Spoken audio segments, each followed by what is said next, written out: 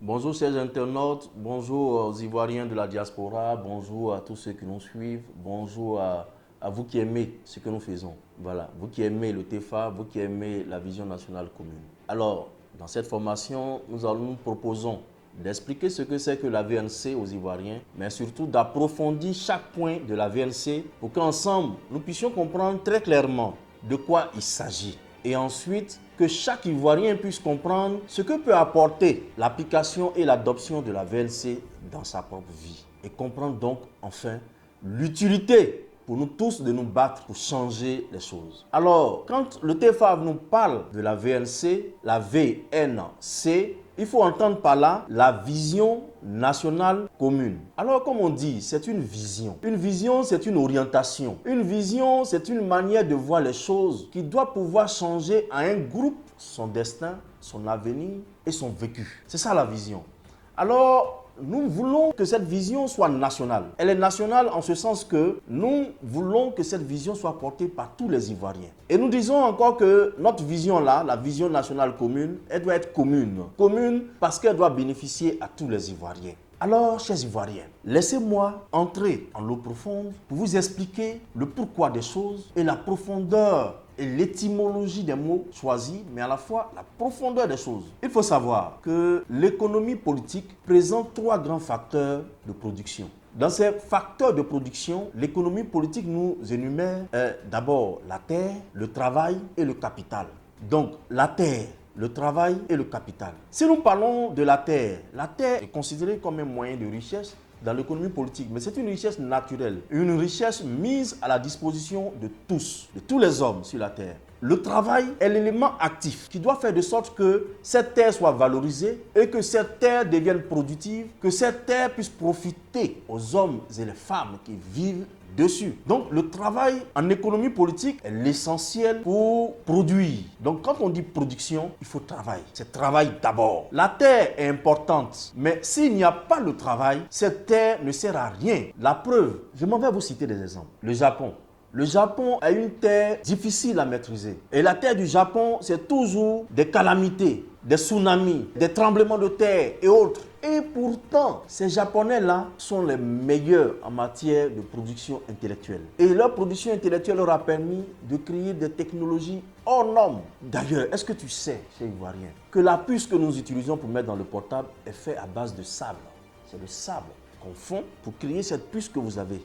Et ça, vous ne savez pas. Alors, je m'en vais vous citer d'autres exemples. Le petit pays qu'on appelle Singapour, il fait 700 km². Il est tout petit. Donc, ils n'ont pas de terre. Et pourtant, c'est ce petit pays-là qui transforme notre cacao. C'est ce petit pays-là qui transforme notre anacarde. Et c'est ce petit pays-là qui est premier transformateur même de beaucoup de nos produits. Pourquoi? Parce qu'ils ont la matière grise et le travail. Et ils ont mis en avant leur matière grise et leur force de travail. Alors, chers Ivoiriens, comme le dirait l'autre, on a l'impression que nous, Noirs, nous avons refusé de travailler. Nous nous disons que Dieu doit nous bénir. Et pourtant, Dieu nous a bénis. On a la terre. La terre est une richesse, chers frères. Voilà notre sous-sol. C'est béni déjà. Mais il nous reste le travail.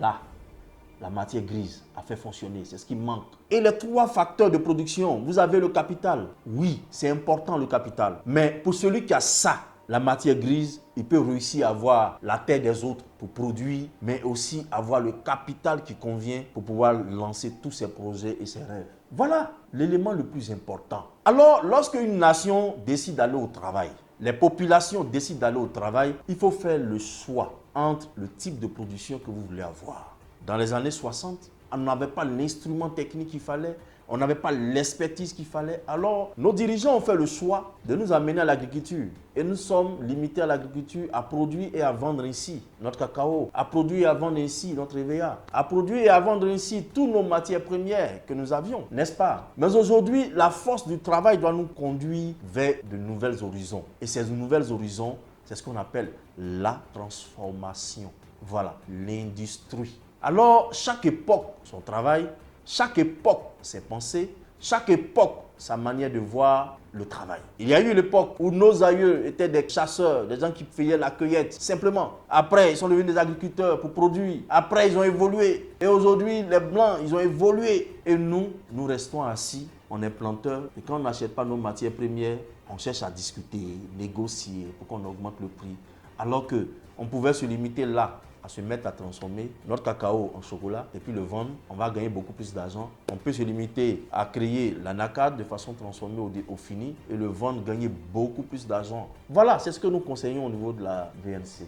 À chaque époque, son travail.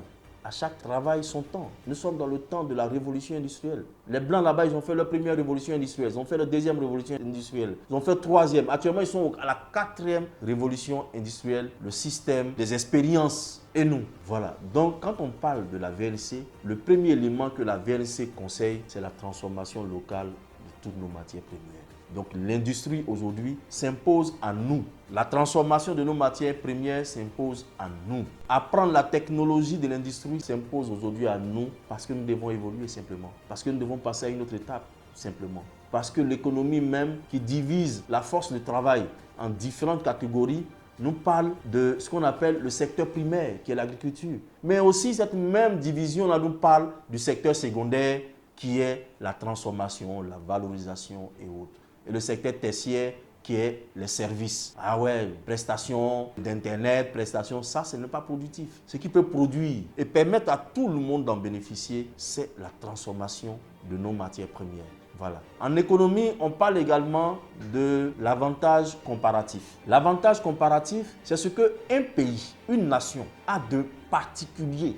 C'est-à-dire que toi, c'est ça qui fait ta force. L'avantage comparatif du Japon, ce n'est pas le sol, c'est là la matière grise. L'avantage comparatif aujourd'hui des Chinois, c'est vrai, ils avaient le sol, mais aujourd'hui, ils ont misé là la matière grise. L'avantage comparatif d'un pays africain, quand on sait que nous, pays africains, on détient 60% des terres arables, c'est-à-dire des terres où on peut cultiver et puis produire. Quand on sait que nous, pays africains, nous avons pratiquement 90% des richesses du sous-sol chez nous, c'est-à-dire l'or, diamant, pétrole et autres, c'est chez nous que ça se trouve. Même les matières rares, ce qu'on appelle terres rares, qu'on prend pour mettre dans les portables et autres, dans les avions, fusées et autres, c'est chez nous que ça se trouve. Alors, notre avantage comparatif, le plus naturel pour un pays où moi je vis, la Côte d'Ivoire, c'est d'abord l'agriculture. Parce que nous sommes le premier producteur mondial de cacao. Nous sommes le premier producteur mondial d'anacarde. Nous sommes le premier producteur mondial de cola. Nous sommes aujourd'hui quatrième producteur mondial d'EVA. Alors, il y a quoi? Il y a quoi? Et puis, vous ne voulez pas ajouter à ça ce qu'on appelle l'industrie. Il y a quoi? Et puis, notre gouvernement ne peut pas accepter ce qu'on appelle la politique industrielle. Il y a quoi? Et puis, on ne peut pas susciter des industriels ivoiriens. Il y a quoi? Et puis, on ne peut pas avoir une multinationale de Côte d'Ivoire qui transforme tous nos matières et puis le vend dans le monde entier. Il y a quoi? Vous avez quoi? On a quel problème? Les Ivoiriens ne sont-ils pas formés? Là, on n'en a pas? Bon, si on n'en a pas, si ça nous manque là, on peut créer. Les Chinois ne réfléchissent pas beaucoup. Les Chinois, ce que l'autre a fait là, ils copient. Et puis, ils copient en série. Alors, qu'à copier? Copions. C'est ce que le TFA dit. Hein. Le TFA est sa VNC en point 1, on dit industrie là. C'est ça. Notre avantage comparatif, c'est d'abord l'agriculture. Or, actuellement, l'agriculture ne nous nourrit plus parce qu'on n'arrive pas à avoir suffisamment d'argent pour satisfaire nos planteurs et autres. Alors, il faut ajouter un plus sur l'agriculture qui est notre avantage comparatif. C'est la transformation. Voilà. Pour garder cet argent chez nous, notre sous-sol doit être valorisé par des Ivoiriens. Et c'est ça qui peut nous rendre riches. Vous voulez des exemples? Bon. Est-ce que tu sais que chaque année, nous perdons 24 000 milliards de francs CFA uniquement au niveau du cacao? Est-ce que vous savez que l'attiéké garba que souvent on paye, on laisse sécher dans nos maisons, cet attiéké-là, il est demandé dans le monde entier. Et que nous, on a fait des études. Cet attiéké-là, si on le transformait de façon industrielle pour le vendre dans le monde entier, là, ça va nous rapporter 23 000 milliards de francs CFA. Est-ce que vous savez même? Est-ce que vous imaginez la somme que récolte un grand groupe comme Coca-Cola dans le monde entier? C'est des centaines de milliards de dollars. Mais cette firme-là utilise un petit produit qu'ils prennent pour mettre dans leur formule qu'on appelle la cola. Cola là, c'est Côte d'Ivoire qui est le premier producteur mondial de cola. On a négocié comment? Et puis c'est les Nigérians qui vendent les produits de la cola à Coca-Cola. On a négocié comment? Alors, chers Ivoiriens, le tout n'est pas de dire que je suis de tel politicien ou de tel autre. Le tout n'est pas de dire que je suis de tel parti ou de tel autre. Le tout, chers Ivoiriens, c'est de chercher à comprendre et à voir comment faire pour que nous tous on s'en sorte. Voilà, à poser les problèmes les plus réels, les plus vrais, les problèmes qui peuvent nous permettre de vivre aujourd'hui, de vivre demain et nous permettre aussi d'imposer le respect qu'on nous doit. Si tu n'es pas riche, si ton pays n'est pas grand et puissant économiquement, personne ne te respectera. Voilà ce que je tenais à vous dire dans cette vidéo de formation. Retenez simplement, la VLC dit, premier point, transformer. Et si on transforme, tous les Ivoiriens en bénéficient. Si on transforme, les planteurs seront très heureux. Si on transforme, toi qui soudes les fers là, tu crois que ça ne te concerne pas, toi les ferronniers?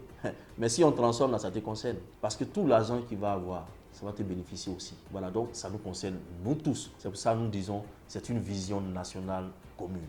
VNC. Merci et à la prochaine.